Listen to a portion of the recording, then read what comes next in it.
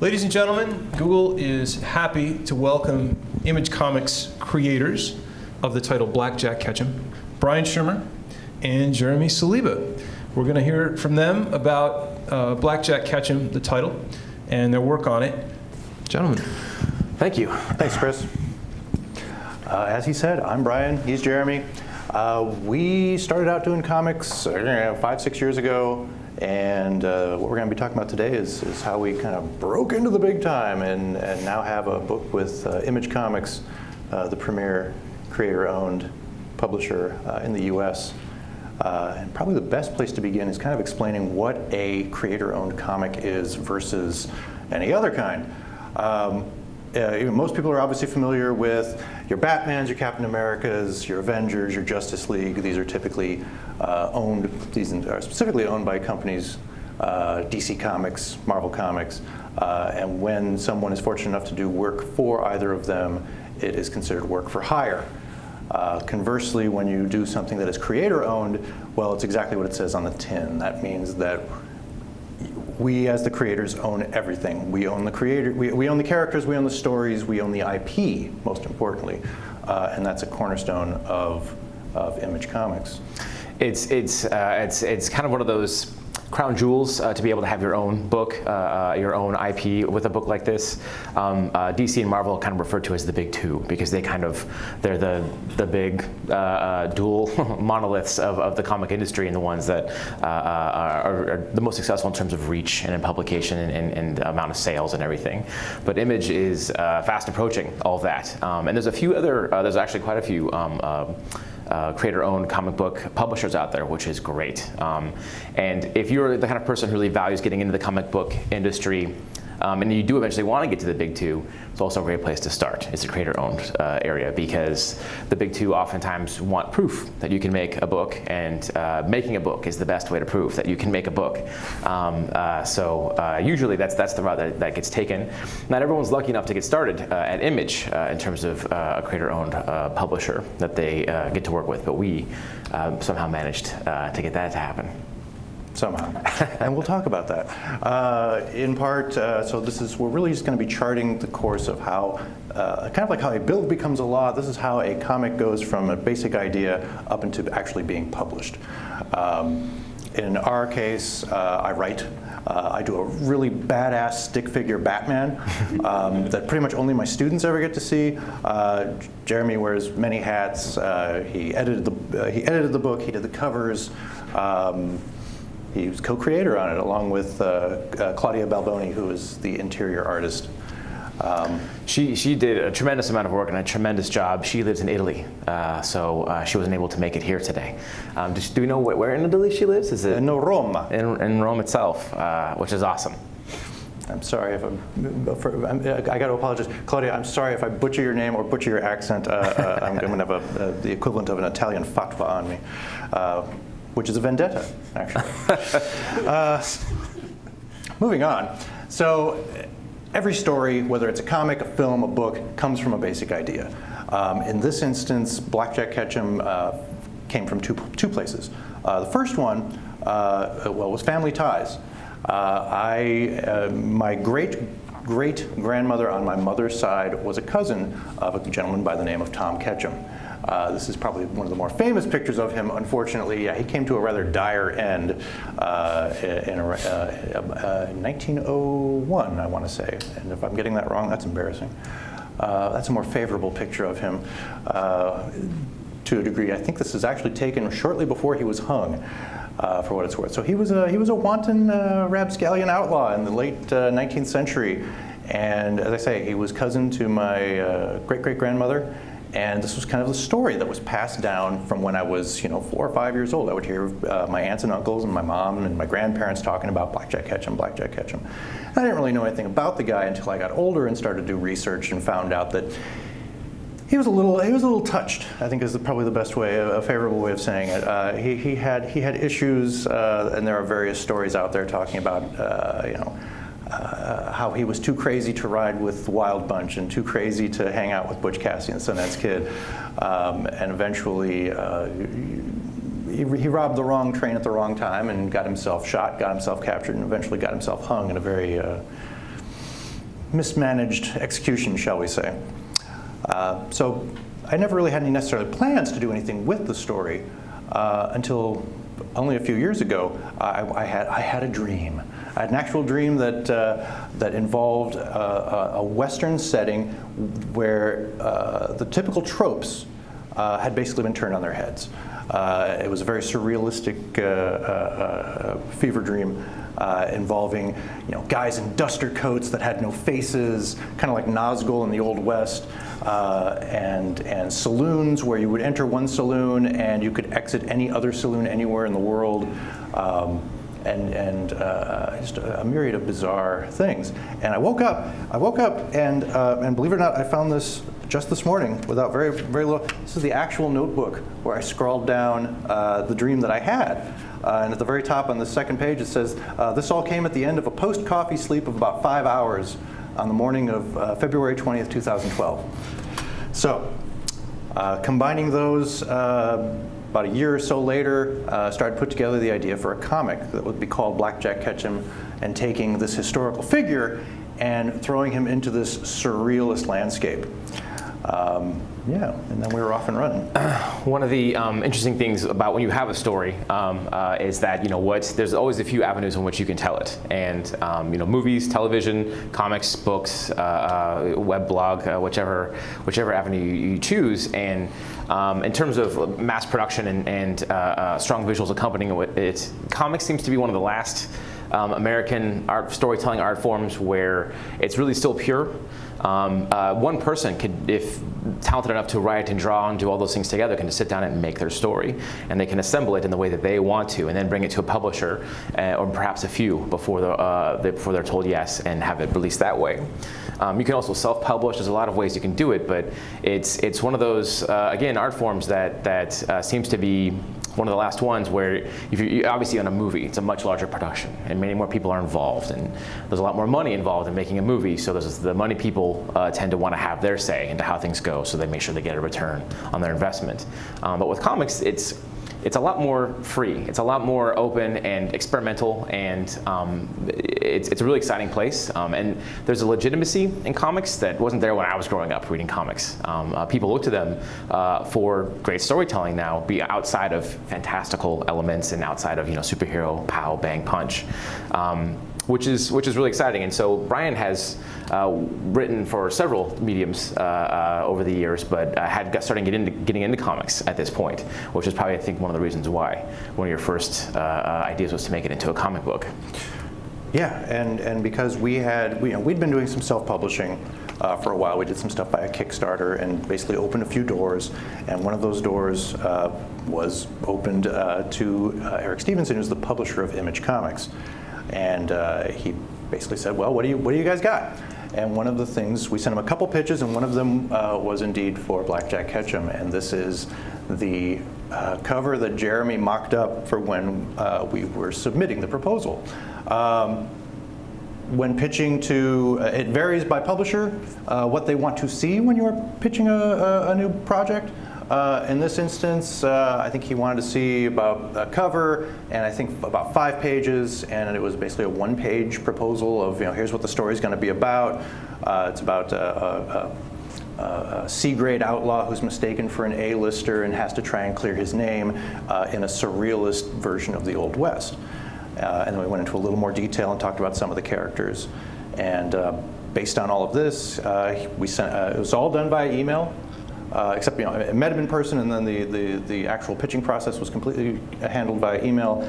And I'd say over the course of maybe 5-6 weeks, which isn't a long time in comics, finally got the green light to go ahead and make the book. As fate would have it, I'm getting a little ahead of myself. As fate would have it, though, we got the green light September 2014. And about 6 weeks later, our artist had to leave the project. He was a young man named Valerio Fabretti. We had worked with him previously on some self-published stuff. However, in that time, his star had shone very brightly. And after about 6 weeks, he contacted me and said, look, I've got these other deals going on. I'm not going to be free for 18 months.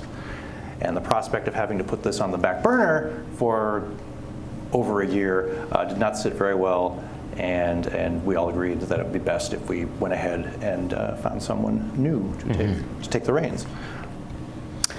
We did, and it was at first it was panic. What do you mean you can't do the book? Oh no, how long do we have to wait? And then yes, okay, well let's try and figure out who we can get. And one of the nice things about having a book that's already been approved to be made at Image Comic Books is then people are a lot more interested than if you're just some person who has a story who says, oh, you can. It's a great experience, great exposure for you to work on the book. There's a little bit more to offer with that. So we had a unique situation in that we wanted to find another artist, but we didn't have anyone lined up per se, and we kind of sent out some feelers, and a smattering of artists were introduced to us via email and said all these people heard about your project, thought it sounds awesome, and they want to work on it. So we were trying to think what would be the best way to sift through all this. Some of them had portfolios, some of them didn't. We ended up having, everyone agreed that they would go ahead and do some test work, some test rough pages for the book so we could take a look at all of them and see which one kind of was the best fit. It was amazing. Everyone was awesome. We had some tremendous artwork delivered our way. They were very generous with their time. We did our best to make sure everyone knew exactly what was going on up front, that we're trying a pitch and we're not sure which artist we want to go with. Would you be interested in trying some and donating your time? And they said, yes, sure, and great work. All around. Unique choices, really cool art styles, but ultimately Claudia's was the one that just seemed like it was the best fit for the book and the style and the kind of storytelling that we wanted to do.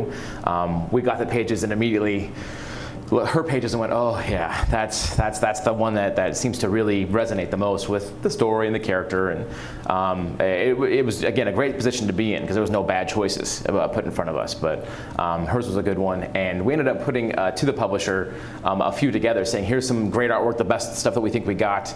We're kind of leaning towards Claudia because we like her work a lot, and that was when we heard back, and Eric Stevenson said yes, she seems like a great fit. Let's go ahead and move forward with her. And then we were off and running, and that was January of 2015.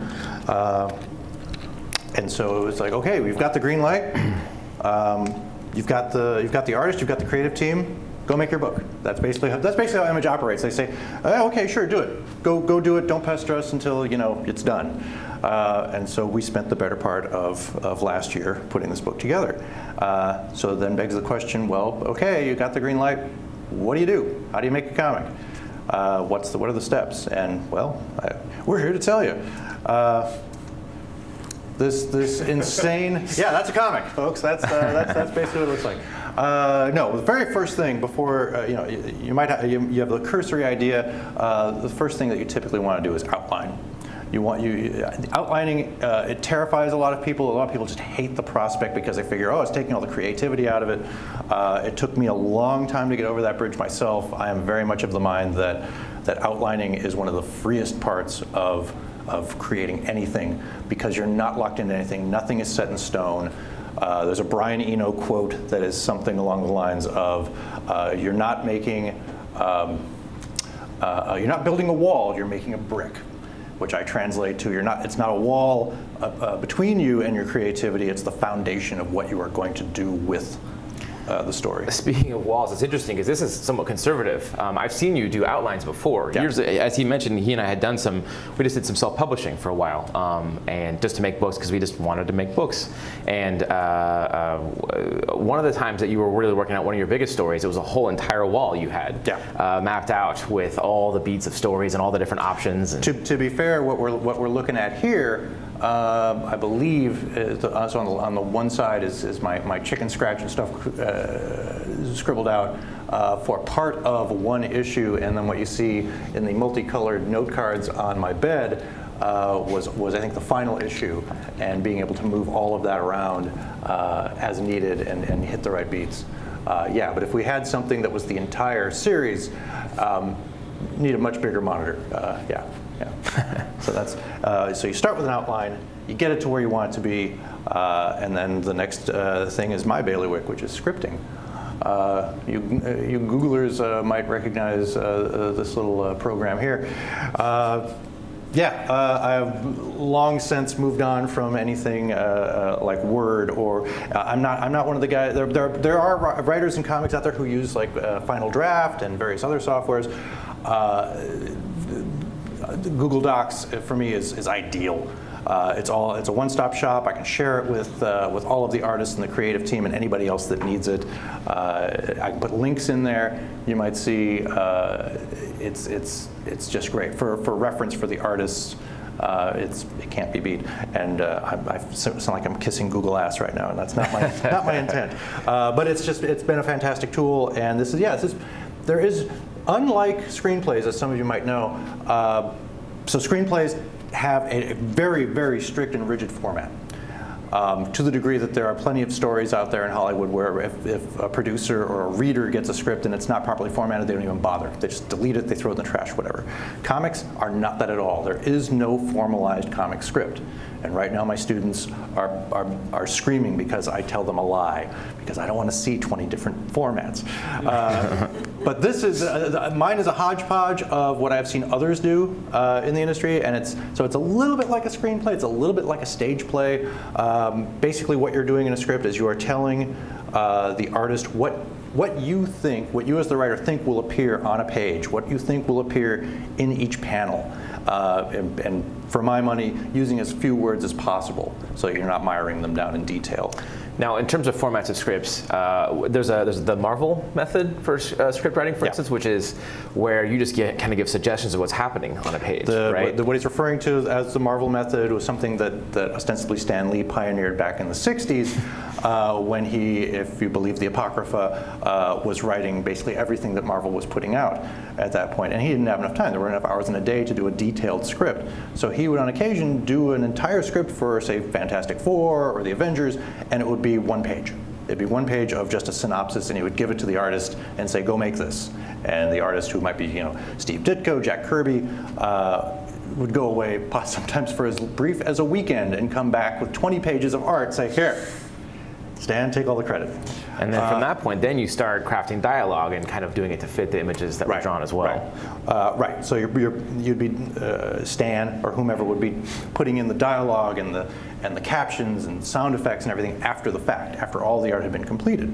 Whereas the more common scripting method these days is probably the full script method, which is pretty much what I do, where you are, or as the writer, saying, again, this is what happens on each page, this is what happens in each panel on each page, this is the dialogue, these are the captions, so on and so forth. A big thing that I advocate and that I do is every script that I send to an artist, I begin first by praising them, because who doesn't love praise? But also by saying, look, you're the illustrator, you're the artist. It's like, I can write, I can do story, I can do dialogue, I can do character work, but you are the visual artist. If you see something in here and you think you can do it better, if I say this needs to be done in 5 panels and you think you can do it in 2 or in one big panel, one splash page, go for it. I trust you, and we're in this together. It's that collaborative aspect that starts to make it really exciting. That's where the magic happens. Because obviously with scripting, it runs the full gamut of here, Spider-Man fights Dr. Octopus, go, all the way to page 1, panel 1. Spider-Man wakes up. Peter Parker turns off his alarm clock, whatever. Brian, as a writer, as working with him and his writing over the years, he's a generous writer. He gives, as he says, he has links in here. He'll provide reference. He'll provide an outline of the page, but it's totally malleable in terms of what can happen on there, because we're after the best product. And theoretically, the assumption is that the artist will also have a really good knowledge of what will look good on a page, and that's the best of both worlds, because you're getting a version of it and you read it. And I know that having drawn his words before, reading the words, you start to form a picture in your head as you read it, and sometimes it disagrees with what he's written. So you make a note, and then you kind of go back and forth about it a little bit.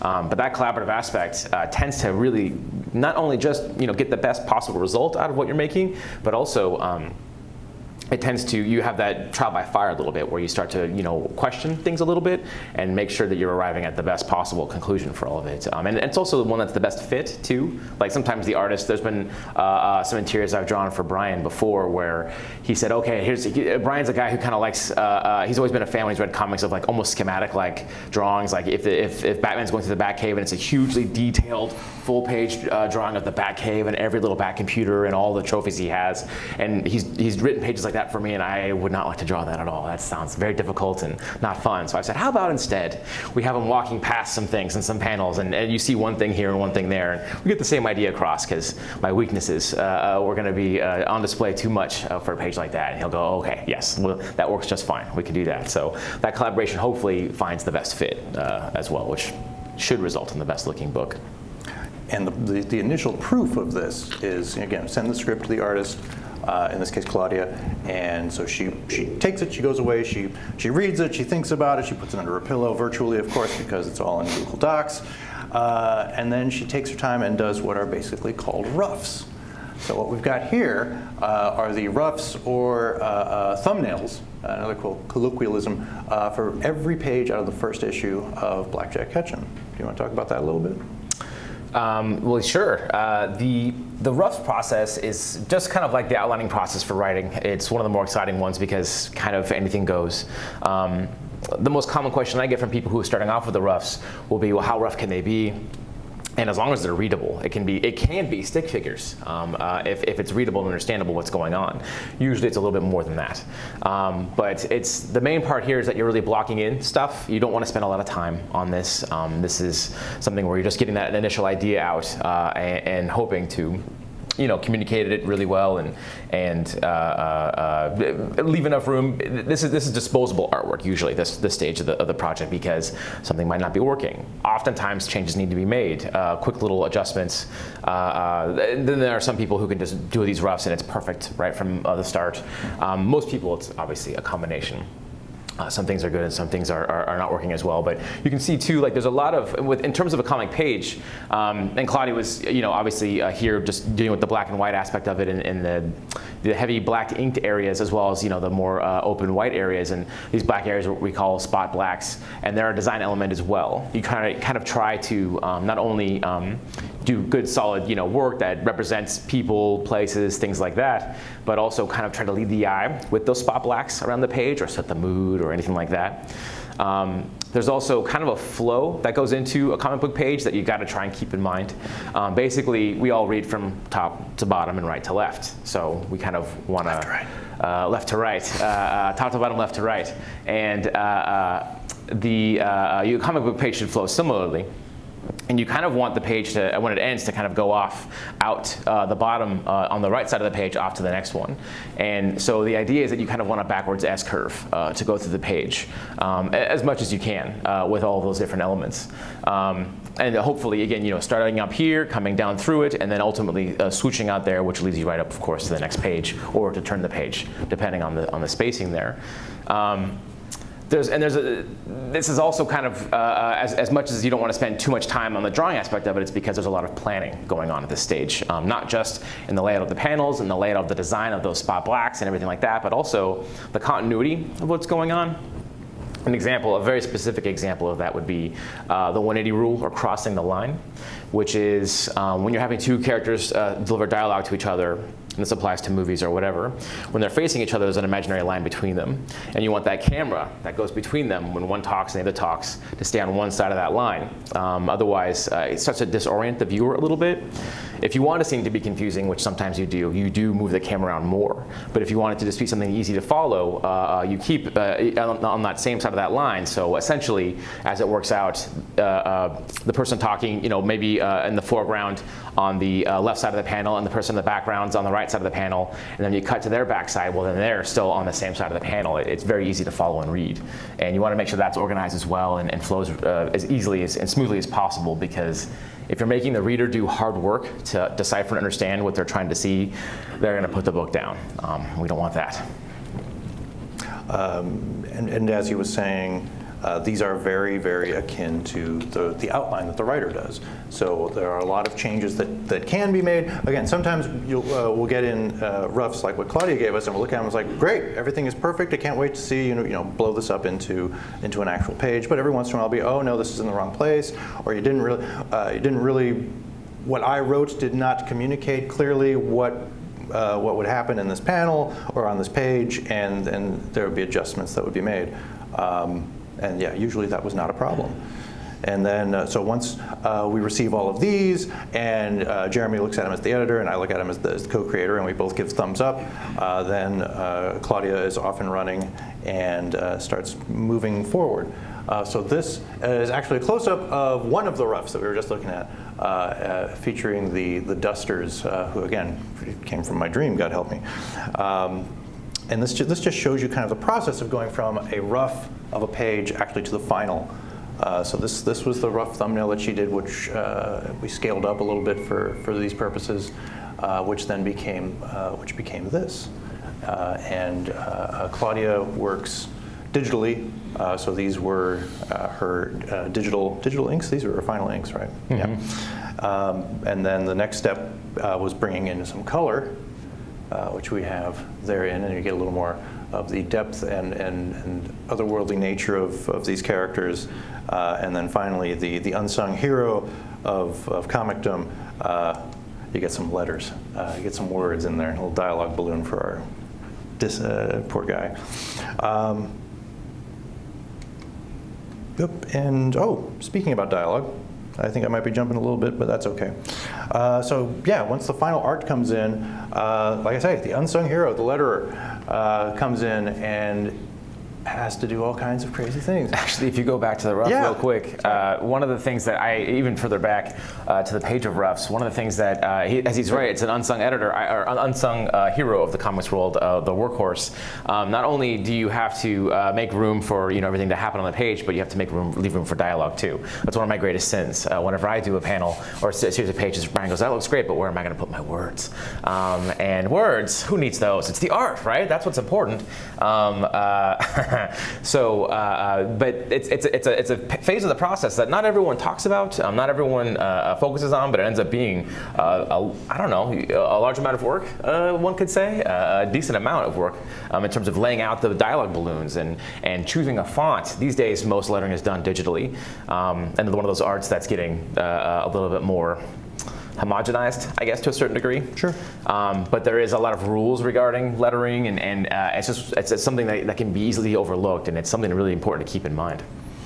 Yeah, it is not, in my experience, it is not uncommon to have at least a couple pages per issue come in where I will need to write back to the artist and say, "This is gorgeous, this is gorgeous. Can you cheat it down like 25%? Because I got to put the little dialogue balloon right there." But oddly enough, one of the happiest experiences I have in making comics is when a page of art will come in. It could be a page, it could just be a panel, and I look at it and I realize that the artist has captured everything that needed to be said. So I don't need, so the words that I had written, dialogue, caption, whatever, I can just throw them out. On the one hand, that's great. It's just like, oh, that's awesome. You took that away. That's fantastic. On the other hand, it's like, awesome, a little less lettering that I have to do, because yes, I did the lettering for the book as well. I enjoy it. It's a sickness. And so basically, yeah, like what we're showing here is you can actually, peeking through those two images is a copy of the script, and that's, we're just basically copying the text right out of there, dropping it into Adobe Illustrator, and making dialogue balloons and putting in the words and making it right. There's an art to that too. Some words need to be bold, some words need to be a little bit more pushed. Do you change the color of the dialogue box to add clarity of who's talking? You never want to leave too much negative space around the dialogue in a dialogue box, or a word balloon or a caption or anything like that. There's a lot of things to balance with that too. It's shocking how much needs to be done with that stage. And then that brings us to, a little more breakdown of just what the various stages of single pages, from the roughs at the very top to just the inks, down to the colored and lettered portions of various pages. I think this is out of the issue 3, maybe. As someone who co-created and edited the book, some of these pages, I remember them in the late nights, because there can be a lot of organization to do and clarity. And this is one of the scenes. Is this from issue 3 or is this issue 4? Three. In issue 3, this is a shootout that takes place, and there's a lot of different characters, and you try not to have anything be too superfluous. You want it to all to kind of have a reason and be there, and if for someone who maybe goes back to and wants to reread the book or look for something they missed, you kind of want to, I like to give them something that's there. So organizing all these multiple staged elements and where people move and does it read clearly, that was where I was up a lot, looking at all these things and squinting my eyes as they watered and staring at a screen and making sure that hopefully it all moves through clearly, but it can be pretty fun. And given a page, this is actually something I haven't thought about. A random page, how much time do you think is spent cumulatively? Like how much time does she take to do the roughs, and then how much time to do the inks, and then the colors, and then, I mean, the letters are minuscule. With her in particular, it would be hard to say for sure. I mean, typically, most artists, it takes them a month to do a 22-page book. And some artists are working 16-hour days, 6 days a week, and some artists are working 8-hour days, 5 days a week. So it depends, because some people draw a little more quickly, some people draw a little more graphically and have a more simplified, edited down style, where some people go a lot more illustrative and have a lot more detail into it. But you have the rule of thumb in comics is you got a month. And if you're not very fast, then that means you don't have much of a weekend or evenings either. But if you are a little quicker or find ways through it all, you can get a little more time. Now, these days in comics, that's a pace that doesn't always get held for very long. An artist with a run on a book, if it's an ongoing series, something like, again, from the big 2 or an ongoing Image title, an artist typically will go, you see them run for about 6 months. 6 months, maybe a year, where they're keeping that pace, and then they switch off. They'll take some time off, another artist comes and steps in. Another very popular book from Image Comics, Saga, they do annual kind of breaks, right, where they put out a trade collected version of it because the artist needs. Which is kind of becoming the norm for the publisher at this point, yeah. Yeah, so they'll basically do 4, 5, 6 issues of an arc, they'll take a break, they'll put out the collected edition, and then they'll resume, allowing the artist time to get ahead, basically, so that they don't miss deadlines, so that everything drops on comes out as scheduled. Right. Do you want to talk about the cover process a little bit? Sure. So the covers, I've done covers more often than I've done interiors in comics. I had offered, said, if you guys need covers, I could do that, but I'm happy to edit. And Claudia was very gracious and generous and said, oh, I would think that would really be great. So we had a lot of ideas for covers, and this is just a small sampling of some of the ideas we explored. I did more thumbnails for these books than I've done for any other book ever before, because we really wanted the purpose of a cover is to sell the book, to grab someone's eye. If it's sitting there on the shelves, you want it to stand out from the rest. And we had some great concepts initially. We had one where we knew we were going to have 4 issues. So what if we did each cover was a playing card, like a face card, like, you know, Jack, King, Queen, Ace, and how would we handle that? And but nothing was really standing out. And usually thumbnails are started off with just line or value. So I was referencing some other ideas. This was kind of a play off of the movie The Professional up there at the top, and just kind of staging some different things around. And we weren't hitting it. Nothing was happening. And one of the big things is it wasn't weird enough. And the iconography of the West needs to be there. If I changed it away from dusters and horses and guns and rifles, then it didn't feel like the West anymore, but at the same time it felt a little bit just too Western-y. And then I said, well, I think color is going to be the next phase that we need to think about then. I needed to sit down and do color because that's where I can get weird. We can keep the Western iconography intact, so it's very clearly a Western. But then if I do psychedelic, kind of more surrealistic kind of colors, then that's going to be that right combination. And this particular page, I did these all in a day, and normally I could do something like this by half a day, but it took me the full day to do these and a lot of concentration. I had to have all the music off and the door to my office closed and really sit and think about the ideas that I wanted to put down. And a lot of it, it's color theory, warm versus cool colors and things like that. And then from there it goes to a lot of feedback and getting impressions from people. So after months of really literally months of doing different thumbnails and sending them to Brian and us going back and forth, I sent him this and he went, oh, this is it. I think he was very, very excited. There was lots of exclamation points in the email that he sent back in return. And he said, I think we might have covers for all of the books here if we look through them enough. Some of my favorites just didn't make the cut though, like it just doesn't work. Like I like these a lot, but everyone's like, oh, so the Japanese flag, does it take place in Japan? As much as I wish Japan didn't own the idea of a white background with a red circle on it, they do. You can't do it without getting away from that. So we had to just kind of scrap those ideas out of hand. But this was the cover for the first one, this is the cover for the second one and the third one, and then the fourth one is a little bit more of an original, really straight from Brian's head, I think. Do we even have? Oh, okay. So these were the four that we initially went with the original logo that we had for the book. I loved this logo. We had this little hangman game because, as Brian May, obviously, the real Ketchum had been hanged, and what Brian had mentioned is that a little grizzly, they botched his hanging, and he was decapitated when he was hanged, and so it's just a kind of a fun thing to play with the character. So that was a logo. That was a logo that we kind of brainstormed, and I really liked it, but we ended up going with something a little more streamlined. And these were the final that we wound up. But yeah, as Jeremy said, those first three were right from that one day of him sitting down and brainstorming that about 8 or 10 different covers, which I hadn't thought about in a while. But yeah, reflecting back on that, it's like, wow, you kind of nailed, especially those two in the middle. I'd seen nothing. He did those on that day, and we carried him through to the final. And then that one on the end, the fourth one, which is actually going to be the cover of the collected edition, was I think we basically sat down and emailed back and forth and saying, okay, so this is going to be issue 4. It's going to be the trade cover. I'll probably make a banner out of it for conventions. So it's got to have everything. Right. How are we going to fit it all in there and make it kind of cool?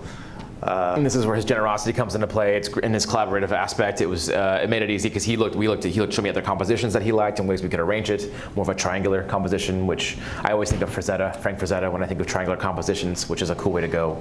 And the Star Wars posters, kind of the original one's kind of a triangular composition. It has a lot of elements in it. And Brian knew he wanted that crazy cast that shows up throughout the book, all in there as well.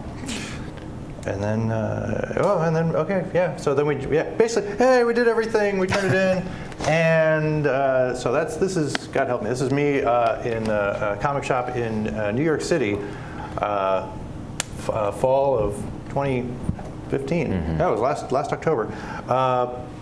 Holding previews, which is so Diamond Distributors is the one-stop shop comic distributor for the United States, and they have a catalog they put out every month that goes to every retailer, and your average person can buy it as well. And this is the catalog they use to market books as they're coming out, issues as they're coming out. And this was my first time seeing it in print and documenting it. And in the wild, and so this is what retailers would be looking at and deciding, am I going to order this book, and if so, how many am I going to get? So yeah, we did okay. I'll say that much. And then, so there's previews, which was the magazine catalog. Then we have reviews and interviews. And that's all on the promotional trail to get retailers to order the book, because it's one thing to be in a catalog, but what I didn't really show you on there is the catalog for previews is over an inch thick. It's probably about 1.5 inches thick on an average month. So you are competing with hundreds of pages of thousands of other titles. So we had to get out there and wave the flag in any way we could, doing interviews, doing podcasts. Sending people advanced previews of the book, so on and so forth, and then eventually putting together things like this, where we were taking quotes from other folks in the industry, other writers and artists, other websites that had covered us, and then use that for further marketing, sending that to both stores and just putting it out in social media to raise awareness amongst potential readers. It's one of the things about comics too is that the retail side of it, the stores themselves are what kind of dictate what your sales are. You think it's the individual person, the customers going to the stores, but it's really how much can you get the retailers to get interested in it and assure them that they'll make money buying a lot of copies of your book. They have small shops. They're not sitting back in the back with fat cigars going, this is the life of a comic shop. They have to be very judicious about what books they order, not having too many and not selling or whatever. So with a new new book like this, I tend to be cautious, so we knew that was going to be a big target for us. And then, once everything came to fruition, this was seconds after opening my box of comps, which every creator gets a certain amount of free copies of their own book. And this is when, oddly enough, I expected that when this arrived and when I held it in my hands, it's like, it feels real. And I was a little disappointed. It's like I took it out, it's like, it still doesn't feel real. It still doesn't feel legit. And I'm not too sure when that moment actually kicked in. It might have been actually when we finally, when the book was out and we started doing signings, and some of these are from the first day it came out, and did a signing in a store in the East Bay. And then being able to go out to other shops and just seeing it sitting on shelves, and occasions like this where it's actually a staff pick with some little handwritten promotion from one of the workers there, that's always kind of cool to see it in the wild. I think that's us. All right, should we cut to some questions? Yeah. So thank you, Brian and Jeremy. Does anybody have questions for these guys? Anne? Do you have an international audience? Like French are into graphic novels? Short answer, yes. Longer answer, the book is already out in the United Kingdom. Image Comics partners with a company down in LA who handles international rights and distribution. So from what I've been told, this should start happening for us sometime this summer, where they will go in and they will actually do translations of everything, which I'm very, very eager to see. And I mentioned to the woman who is the rep for Image Comics from this company that our artist is in Rome. And she said, well, that'd be great. And it's like, can we set up a signing in Italy and go there and have the Italian version of Black Jack Ketchum? Would be fantastic. Black Jack Ketchum. He said it. Other questions?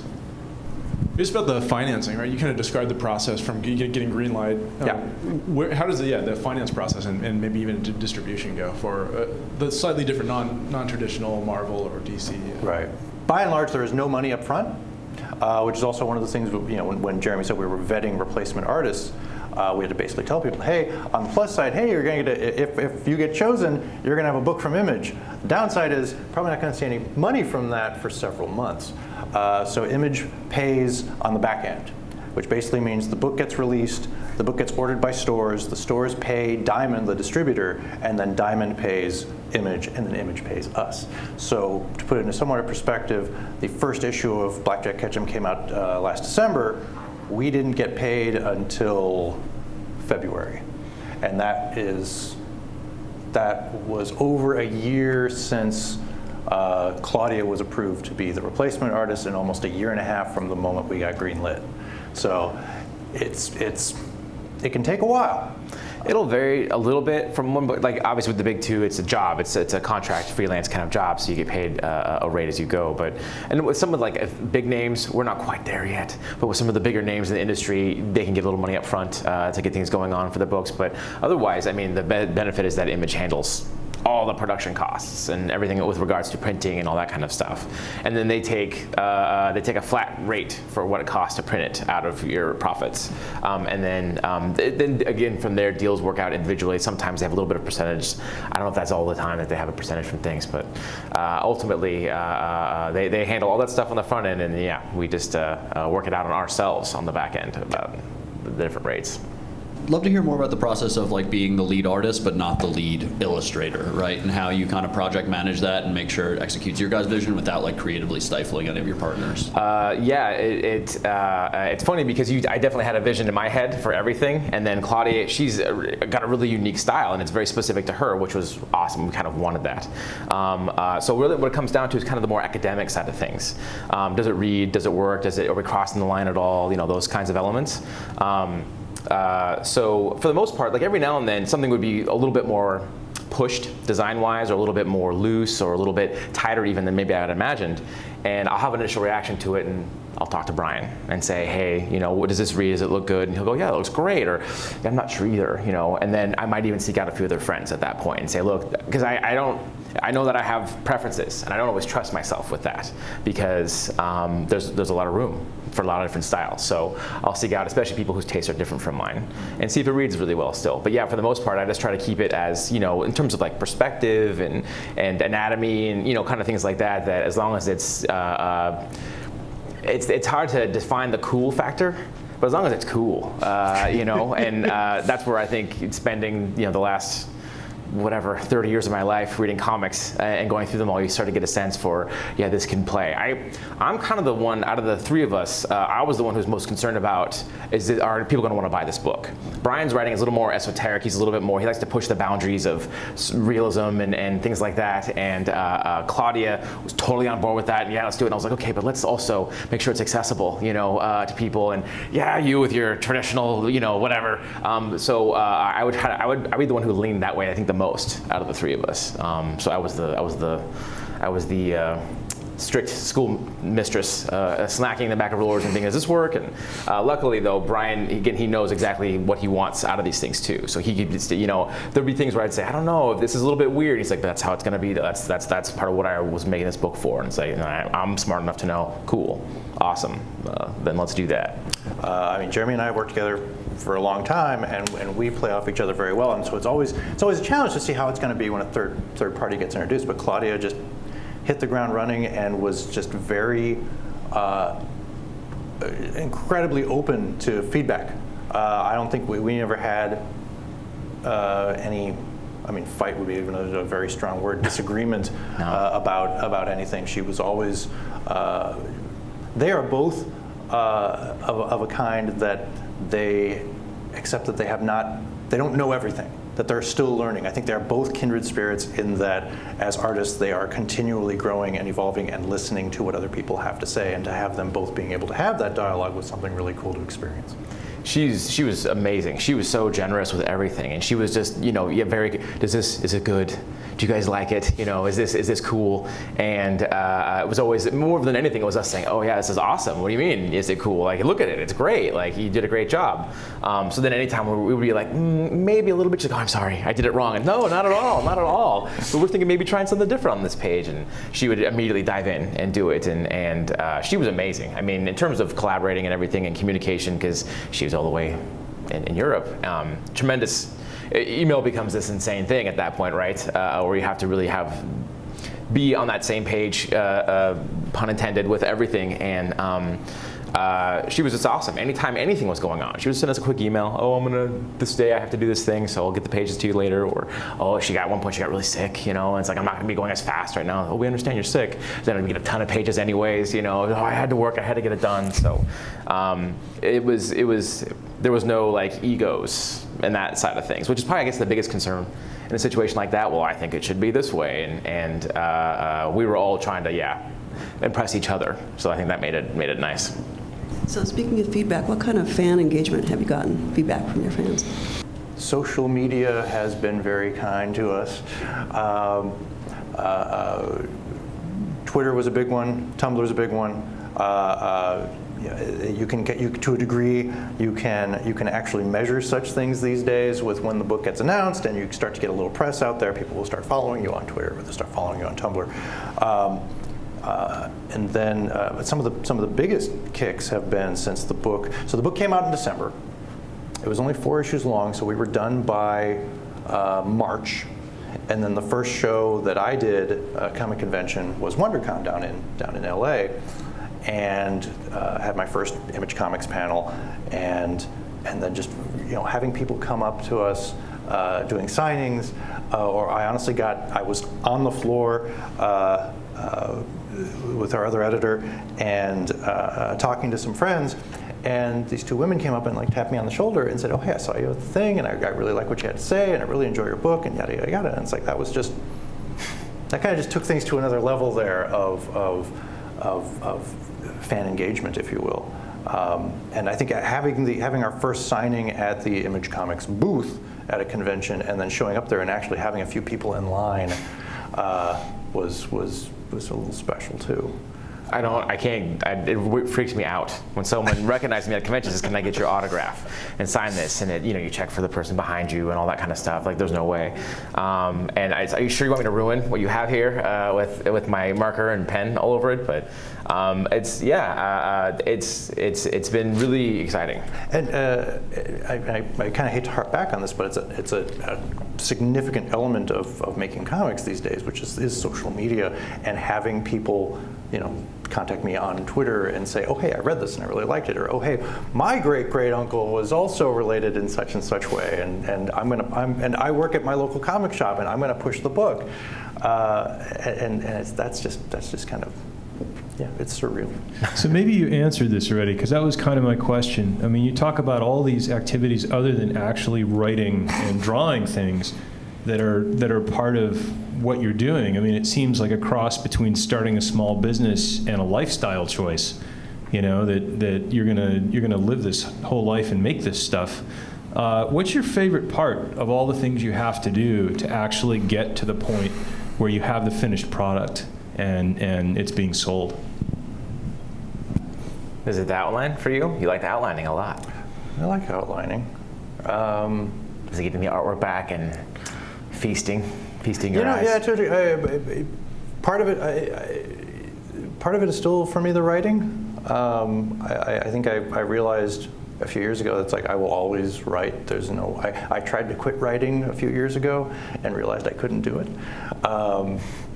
So there will always be that sense of discovery, and every once in a while, the whole notion of characters taking on a life of their own, and I'm writing something and realize that, oh, I thought this person was going to die on this page. Well, no, they're going to say this and do this and this, and that's still kind of cool. But yeah, definitely getting the art back and seeing it and realizing, that's not really what I wanted, but it's way better than what I envisioned, and that happens a lot. And that's something where it becomes, dare I say, it becomes kind of magical. It's like, okay, I had an idea for something, I wrote it down into Google Docs, and someone on the other side of the planet drew something and sent it back to me with their interpretation of what I wrote, and it's better than what I originally had in my head.